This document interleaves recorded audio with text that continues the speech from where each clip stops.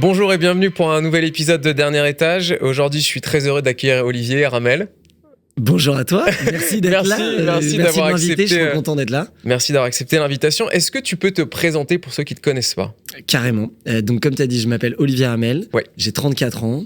Je suis entrepreneur depuis plus de 15 ans maintenant. Et déjà, ça passe, hein ? Ouais, ça ne rajeunit pas. Et je me dis, putain, c'était bien quand j'étais un petit entrepreneur. Bon, j'estime être encore au début, parce que j'espère avoir une longue vie d'entrepreneur et de créer plein de projets. Mais voilà, donc entrepreneur depuis plus de 15 ans, donc passionné par la création de projets. J'aime sortir de terre des idées, des visions et les projets. Donc, je suis un créatif dans le sens où j'ai pas la technique qu'on appelle d'un créatif, mais j'ai les idées, j'ai les projets et j'aime faire plein de choses. Et j'ai fait d'ailleurs jusqu'ici beaucoup de choses, beaucoup de projets. J'ai monté une dizaine de boîtes. Voilà, donc entrepreneur. J'investis aussi pas mal depuis 5 ans. J'ai investi dans une trentaine d'entreprises en mode start-up. Ok. Plus capital risque. D'accord. J'ai commencé un peu l'IMO. J'ai acheté avec des associés un hôtel particulier à Bordeaux où on a fait nos bureaux. D'accord. Ça s'appelle Villa Maria. Ok. Mais sinon, plutôt de l'investissement en start-up à l'époque. Et là, maintenant, je me dirige un peu plus sur l'immobilier. Voilà. C'est déjà pas mal. C'est déjà pas mal. Ouais, c'est déjà pas mal. Et voilà, j'ai grandi dans le 92, donc quand même parisien. Ouais. Sportif, j'ai toujours mon sport à la base, c'était le basket. Maintenant, je suis un gros acteur du paddle depuis 4-5 ans. Aussi, oui, c'est ça, parce que tu as aussi monté Ouais. C'est quoi, c'est une franchise de paddle? Ligue, ouais, Une un ligue. club, mais pas physique, Ok. où on est 2000 membres, qui s'appelle Blue Athletics, et j'organise des tournois, des événements, qui est pas du tout un club business comme on peut voir aujourd'hui, qui est plus un club, je l'appelle ça lifestyle, où les gens sympas qui veulent jouer compète et se marrer. Et au final, ça a plutôt bien pris. Donc voilà, je me présente souvent comme passionné de la vie. Et je suis curieux, je fais des choses avec 10 000 possibilités et voilà, on se régale. Et là, du coup, je t'invite pour un nouveau big projet. C'est vrai. Le projet supplémentaire, mais là, qui est très gros. Ouais. Qui est un peu un projet IMO, mais pas que. C'est un peu C'est hospitality, c'est plein Tout de à fait, choses. un peu violence. Est-ce que tu peux nous en dire un petit peu plus ? Ouais. Enfin, même beaucoup plus, finalement. Ouais, j'ai pas dit dans ma présentation, mais aujourd'hui, donc je suis le fondateur et CEO de Kimono, Oui. qui est ma boîte actuelle. C'est une boîte qui a 9 ans, où on a plein de métiers, on fait du merchandising. Je pense que beaucoup d'entre nous, enfin d'entre vous qui nous écoutent, vous avez forcément un pull, un t-shirt, une casquette brandée au nom au nom de votre boîte. de votre boîte. Voilà, c'est Kimono qui les fait. Voilà, exactement. 90% c'est nous. Et donc voilà, on est connu pour ça, mais on fait aussi de l'aménagement de bureau, on fait de l'événementiel, on organise des séminaires. Donc c'est une boîte de services B2B sur le marché de la culture d'entreprise. Et du coup, ce big project dont tu parles et ce nouveau projet qui pour moi est mon plus gros projet, qui d'ailleurs m'excite depuis des années. J'ai mis du temps à le sortir de terre, donc j'ai vraiment mentalisé et j'ai rien lâché pour le faire. Et donc du coup, c'est une nouvelle marque qui fait partie du groupe Kimono, D'accord. qui s'appelle Momoamo. Ok. Momoamo parce que c'est la contraction de moment Ouais, j'allais et du te verbe demander. aimer. D'accord. Donc Momo et Amo, et donc du coup c'est les moments qu'on aime, ou c'est les moments, voilà, c'est l'amour des moments. Et Ok. nous on crée des lieux. Et je vais expliquer ce que c'est Momoamo. C'est une collection de maisons, de domaines et de maisons privatives, Ok. pour organiser des événements, des séminaires pour des groupes qui sont en premier en pleine nature. Donc l'idée c'est vraiment de démocratiser l'hospitality B2B Ok. par rapport à des acteurs qu'on connaît tous, Château Forme, Ouais. ou des acteurs indépendants qui font ça très bien. D'accord. Et nous, l'idée, c'est de un peu réinventer l'hospitality B2B avec une nouvelle offre. Et voilà, et donc énorme projet parce que forcément, c'est des gros domaines. Il y a beaucoup d'investissements. On est très ambitieux à être ce leader de demain. Donc on y va à fond et par rapport à ce que je t'ai dit avant, ça réunit un peu toutes mes passions. Et j'en suis presque, tous mes projets m'ont amené À ça. à ça, pour ça. Tu vois, donc et là, on est au tout début. Et je confirme parce que j'ai eu la chance de faire l'ouverture. Donc je confirme que c'est un lieu qui est exceptionnel. Je pense que tout est réuni. Pour passer un moment exceptionnel et je trouve que ça change un peu des lieux qu'on a pu voir parce que je trouve qu'il y a aussi un peu les tu vois quand tu parles de bain froid, bain chaud, un peu dans l'air du temps, Tout à fait. la piste de en extérieur, la piste de paddle, enfin on va y revenir mais je trouve que vous avez poussé le curseur vraiment haut. Et j'avais une première question parce que ce qui est un peu le plus important, comment t'as fait pour trouver ce lieu et peut-être les lieux suivants? Est-ce que qu'est-ce qui était en fait les choses obligatoires pour toi? Ouais, c'est clair. Comme tu l'as dit, le but c'est de faire des lieux d'exception. Donc je l'ai pas dit, mais c'est quand même des positionnements assez haut de gamme. Ouais. On est juste avant le luxe, donc on est quand même très haut de gamme. Des lieux d'exception qui ont du caractère et qui sont là pour faire. Enfin, on est là pour faire vivre quelque chose de vraiment fou. Et j'expliquerai un peu en détail comment les maisons sont constituées. Mais donc du coup, comme on a fait. Donc pour info, moi je viens pas de l'immobilier du tout. Ouais.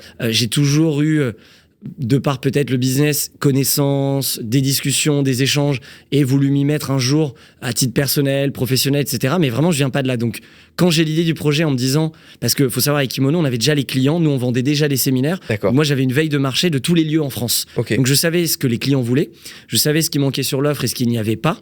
Et c'est là où je me suis dit, ok, la vision ultime, c'est de faire les lieux pour justement ta culture de boîte, créer des moments un peu forts en équipe, que ce soit pour travailler ou t'amuser.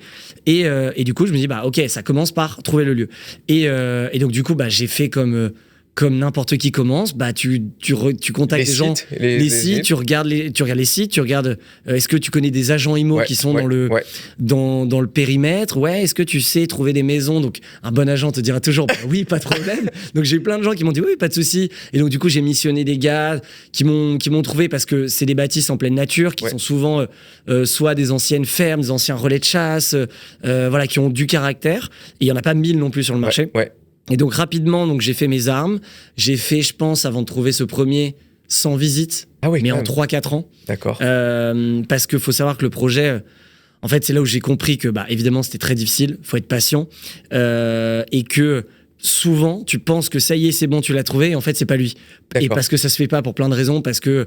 Pourquoi après tu faisais passer quoi, une équipe qui du pouvait coup, valider un peu le projet? En fait, sur l'immobilier, j'ai eu différents formats. Au début, je trouvais des investisseurs pour qu'ils achètent et moi j'exploite. Ensuite, j'avais trouvé des associés pour qu'on achète et qu'on exploite. Donc en fait, j'ai eu différents formats d'équipes qui m'ont amené à différents projets qui ne sont pas aboutis à chaque fois. Et en fait, souvent, on signait des promesses de vente, etc. Et en fait, on n'est pas allé au bout parce que soit d'un côté, les investisseurs suivaient plus, soit l'association marchait plus, ou au final, le produit n'était pas... finalement, si bien que ça pour ce projet-là. Exactement. Donc du coup, là, ça m'a permis de faire mes armes. Et comme toujours, on dit que c'est de la chance, mais je sais pas, quand tu crées, tu provoques de l'énergie te revient. Je suis d'accord. Et honnêtement, j'en parlais tellement avec passion de ce projet. Et comment j'ai trouvé cette première maison, c'est tout sauf en faisant des recherches, et c'est tout sauf avec des agents. C'est le réseau, dans le sens où j'en parle à un dîner. Et il s'avère qu'à ce dîner, une personne venait d'acheter ça, venait acheter le bien que tu connais, et qui me dit, j'ai acheté ça, il me montre, j'ai envie de pleurer, tellement c'est exactement ça ce que tu veux. Que je recherche. Et il me dit, je vais en faire un hôtel. Je dis, mais trop cool. Au fond de toi, tu te dis, ça c'est pas possible. Et je te jure, c'est vrai. Je vais me coucher, je dis à ma copine, je lui dis, je sais pas pourquoi, mais ce bien-là, c'est la maison Momo, c'est la première, c'est celle-ci. Je peux pas t'expliquer. T'avais un ressenti, quoi. Un ressenti. C'est ça. 6 mois après, il me rappelle. Ouais, en fait, Olivier, je sais que t'avais aimé le projet, le produit. Je le vends, je le revends, puisque j'arrête mon projet d'hôtel, je vais le faire à Paris finalement. Et donc, il abandonne son projet. Et il me dit, là, je veux m'en débarrasser, donc je le revends au prix d'achat que j'ai acheté. Donc, entre-temps, il y a eu 2 ans quand même. Donc, du coup, le prix, l'IMO a augmenté. Donc, nous, ça nous permet aussi de faire une bonne acquisition. Bien sûr. Et là, je dis, c'est fou.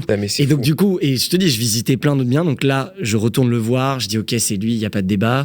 Donc c'est un domaine en Sologne de 90 hectares à 1h30 de Paris, qui coche toutes les cases en pleine nature. Enfin, c'est fou, avec différentes bâtisses, etc. Donc là, rapidement, il fallait trouver le modèle d'investissement, etc. Et en 3-4 mois, on l'a acheté et c'est parti. Mais c'était vraiment compliqué.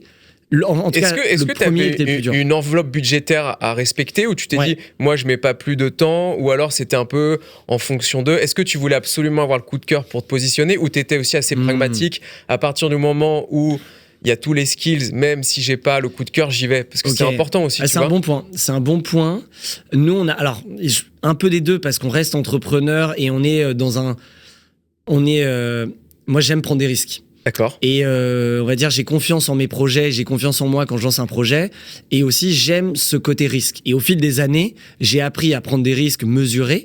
Et parfois, c'est aussi ce qui me donne cette adrénaline. C'est-à-dire, plus le risque est gros, plus ça me fait kiffer. Mais plus, du coup, je vais mieux bosser, je vais me concentrer et y aller. Et donc, du coup, par rapport au budget, évidemment, on avait un gros BP parce que comme nous, on savait déjà vendre, exploiter, opérer, on connaît le prix du marché, on sait comment se positionner, donc tu sais rentabiliser, enfin en tout cas faire fonctionner le BP. Et du coup, on avait un budget, une enveloppe globale qu'il fallait pas dépasser entre acquisition plus travaux. Ok. Donc s'il y avait un coup de cœur, et s'il y a un coup de cœur et que l'acquisition est beaucoup trop chère, c'est de te dire, ok, est-ce que du coup tu peux réduire en travaux ou pas, et l'inverse. Et si on se dit, ok, là il y a tellement de travaux, on y va, est-ce que ça rentre dans cette enveloppe? Et donc du coup on a une enveloppe à respecter qui est entre 6 et 7 millions au global, donc acquisition plus travaux plus la petite cuillère, quoi, vraiment le budget global, la mise en route d'un projet.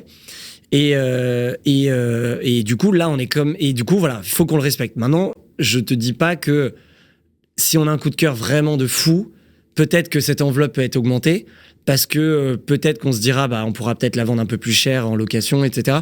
On réfléchit à ça, même si on doit rester dans notre... Donc du coup, on négocie.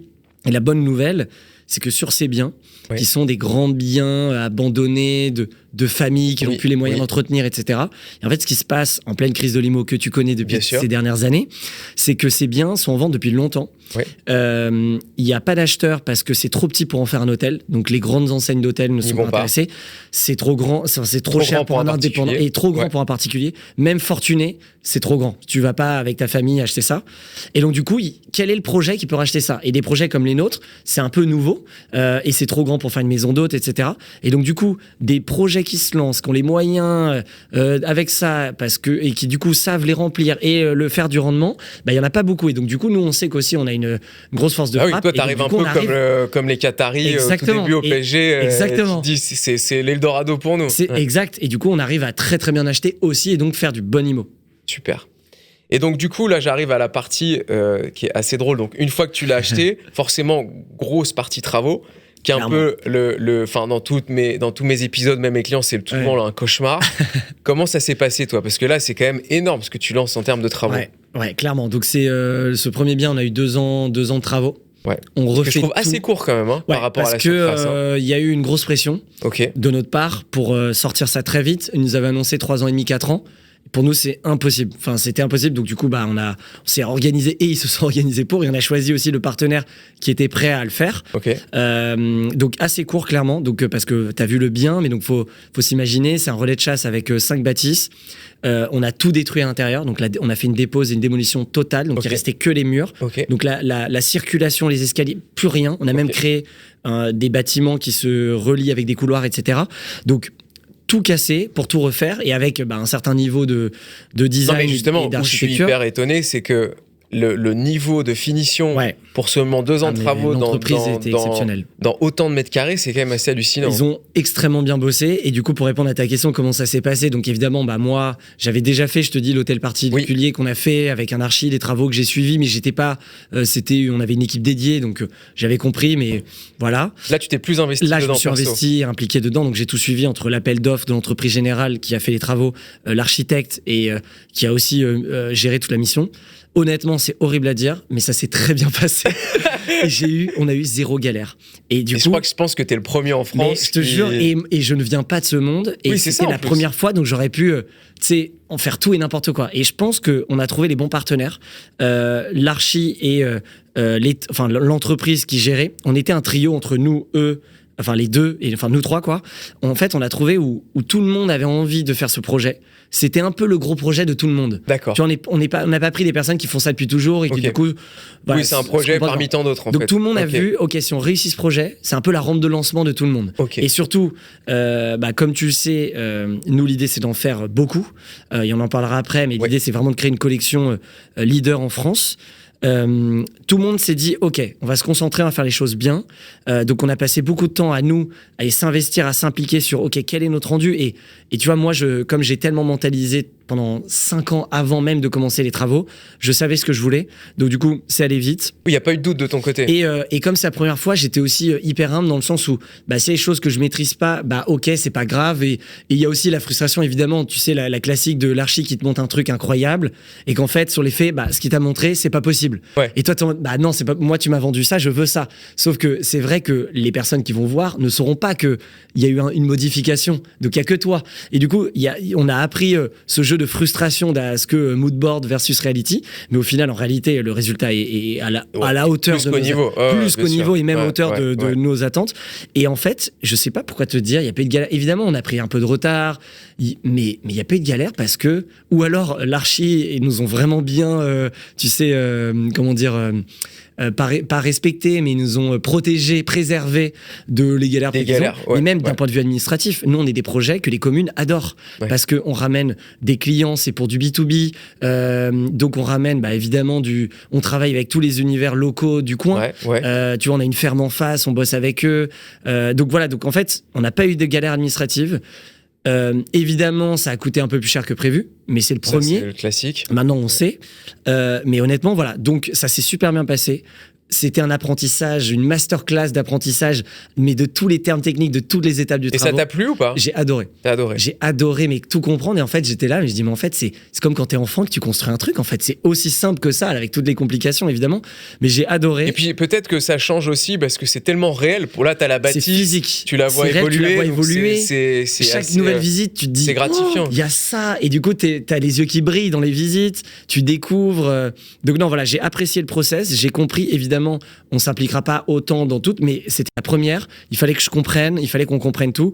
Et franchement, c'était incroyable et j'ai adoré l'expérience, quoi. Donc, peut-être que je suis le premier. Et après, voilà, tu me connais, je suis assez positif, optimiste. Mais honnêtement, et je vois souvent un mal pour un bien. Bien sûr. Mais honnêtement, avec le recul, je vois ça pas de galère. Tu on n'a pas fait de nuit blanche, quoi.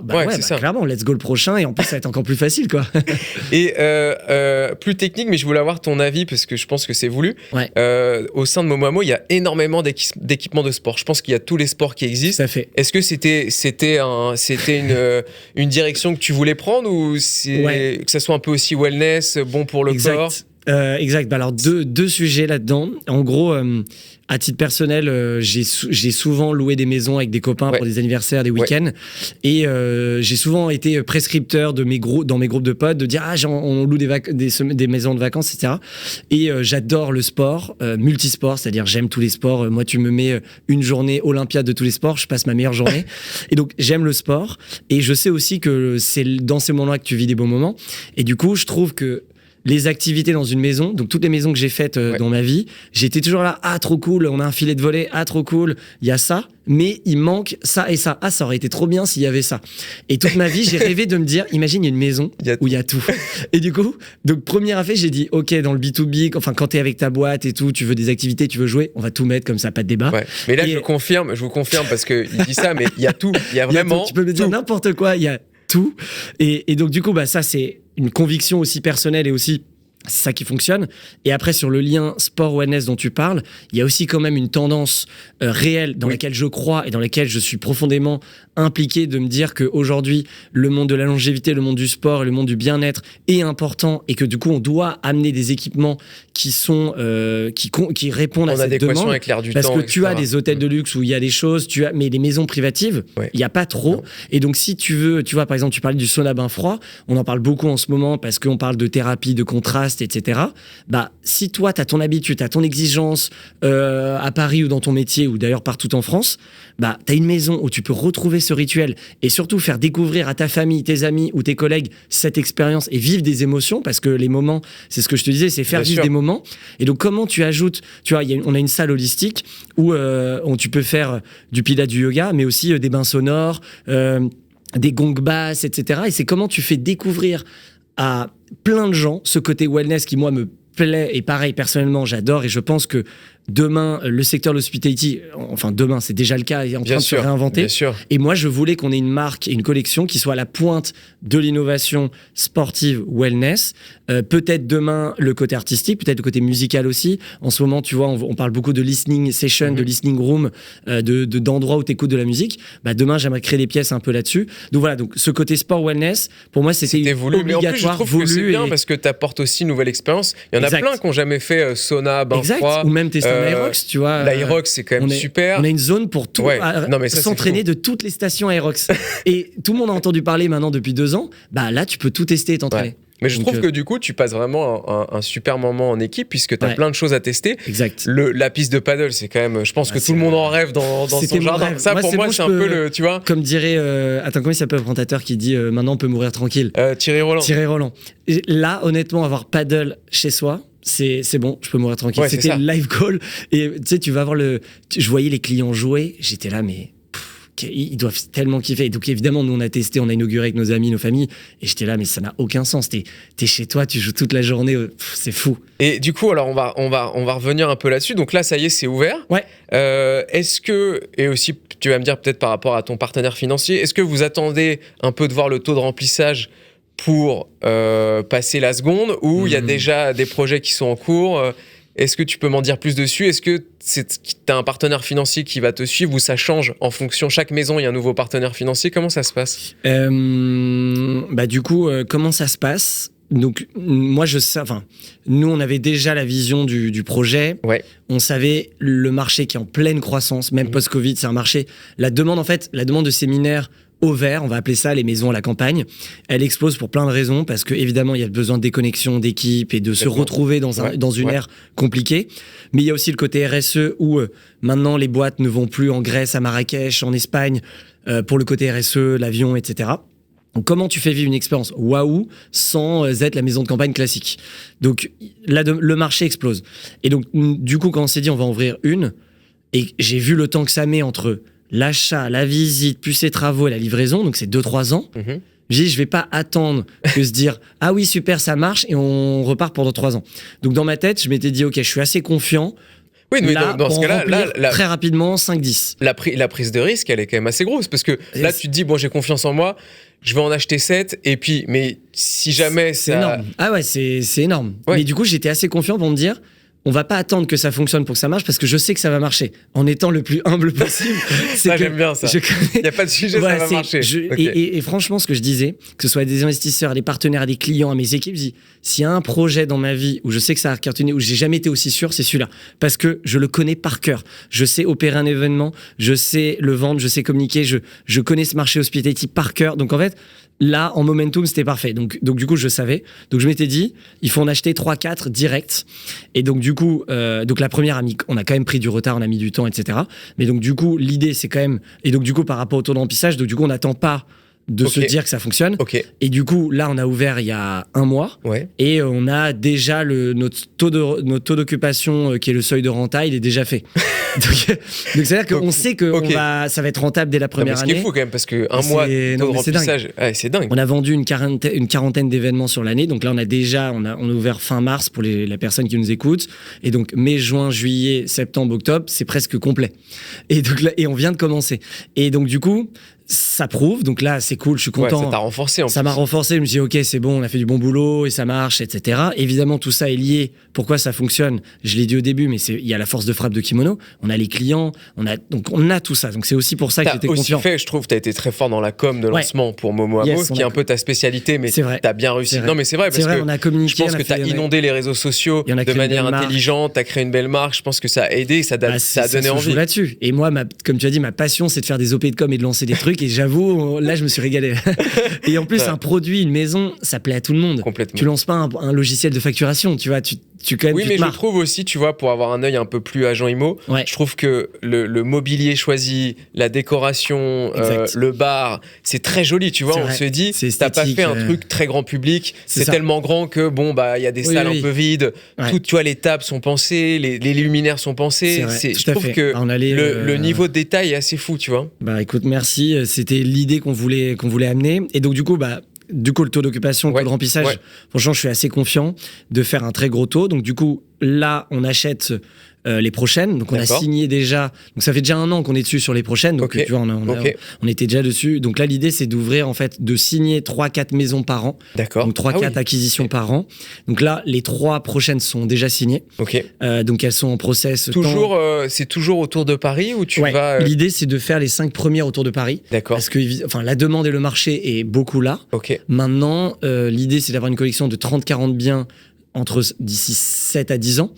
Et là, l'idée, c'est de s'étendre évidemment partout en France avec différents concepts, la montagne, la mer, la Provence, le sud-ouest, tous les concepts en fait. Et nous, on a la chance tu vois, toi qui connais très bien ça, on a la chance par rapport à des hôtels, on n'est pas obligé de choisir une région très chère. Ça veut dire que on n'est pas un hôtel, donc les gens vont pas venir parce qu'on est placé au meilleur endroit. Complètement. Qui, du coup, fait exploser le prix de l'IMO.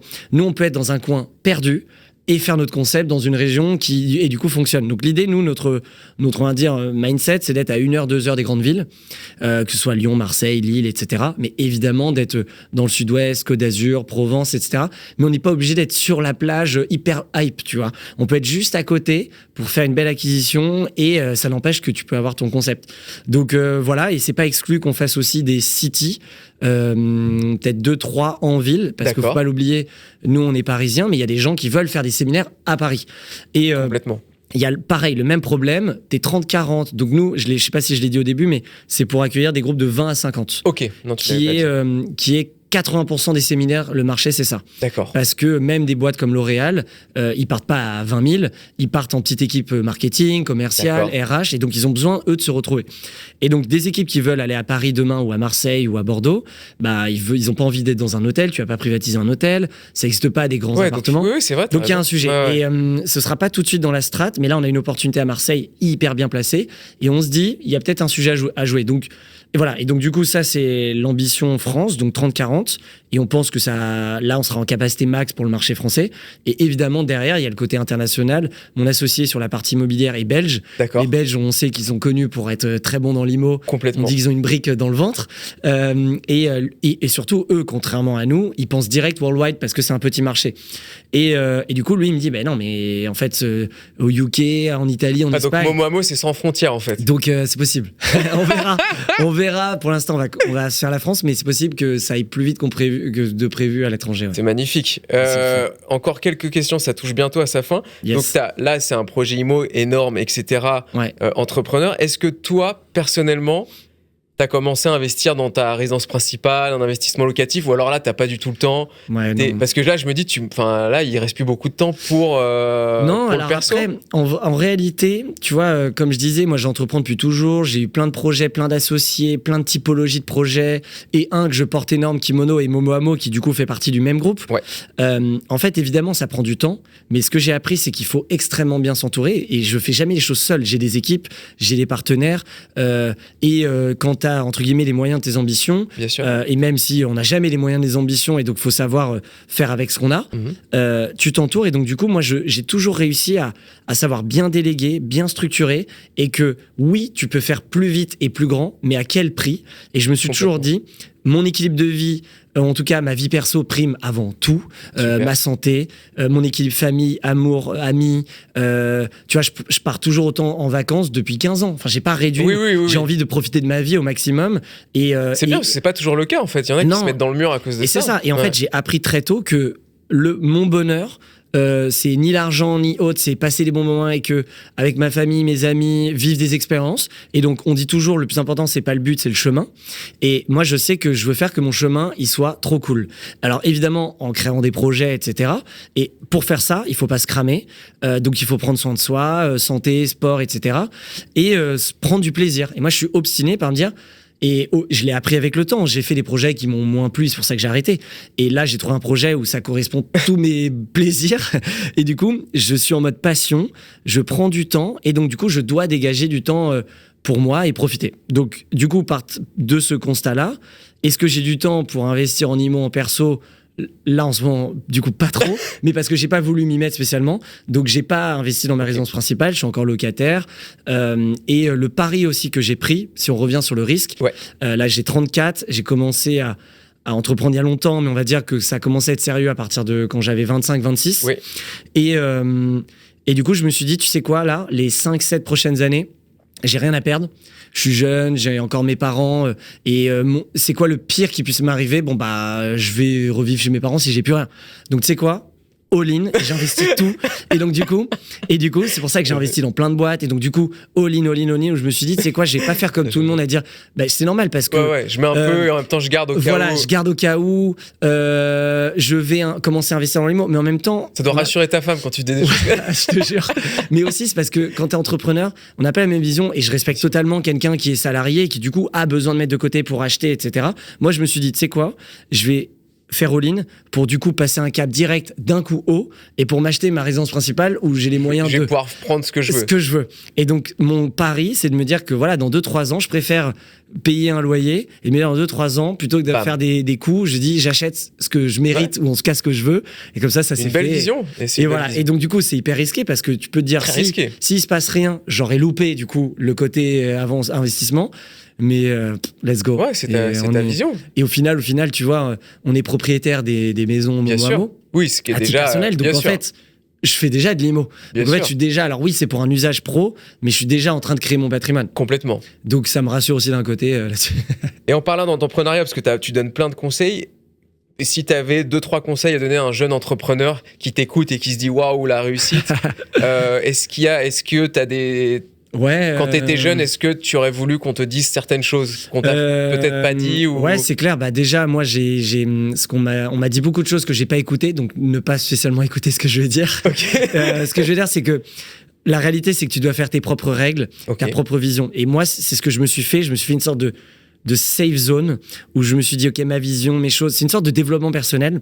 Et donc évidemment j'ai écouté plein de conseils qui sont super, donc apprendre, mais la réalité c'est que il faut écouter un peu son intuition et ses envies, et t'apprendras toi-même et tu te planteras, etc.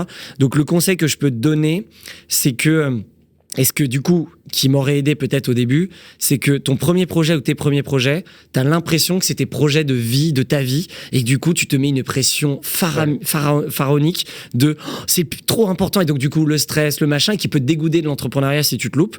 Et en fait, c'est d'accepter qu'en fait, chaque projet va t'amener à l'autre. Et ça va être une marche. Et moi, je dis toujours, il n'y a pas d'échec, il n'y a que des enseignements. Ouais.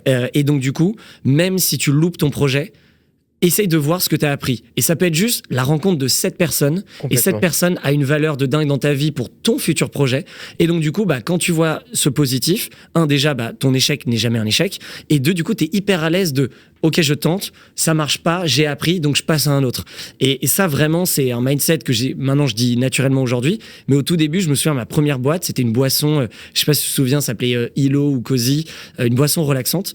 Et pour nous, on s'est dit, c'est bon, on est parti pour 20 ans, et ça va être Coca-Cola de demain, tu vois. Et c'était une boisson healthy, l'inverse de Coca. Et du coup, en fait, ça dure 1 an et demi. On a appris plein de choses. Et j'ai appris que, en fait, moi, j'adore la com et le sales. J'ai appris que, au niveau d'association, qu'est-ce qu'il faut faire, comment choisir tes futurs associés. Et hop, ça me suffit. J'ai gagné. Ok, j'ai pas gagné d'argent. Et au prochain. Et du coup, c'est te dire, voilà. Toujours le voir positif dans l'aventure. Et tu vois, même là, ce projet Hospitality qui va peut-être me porter 5-10 prochaines années, je dis même pas, même si je le pense au fond que c'est un peu le projet de vie, je le dis même pas parce que je sais que ça va m'amener ailleurs et je serais trop content d'être passé par là. Et Kimono m'a amené là et je dis, putain, mais c'est fou. Donc voilà, d'être hyper, avoir de l'espoir sur la suite et du coup, te dédramatiser complètement tes échecs et donc ta prise de risque, tu vois. Donc voilà. Merci Olivier pour ta positivité, pour tous tes conseils. Avec plaisir. Je souhaite longue vie à Momo Amo et on se dit quoi, rendez-vous dans 3 ans pour faire le bilan ? Ouais, d'aller dans 3 ans, let's go. Dans 1 an, Non, dans 3 ans, allez, let's go. Merci à toi. Olivier, merci à tous et je vous retrouve très vite pour un nouvel épisode de Dernier Étage.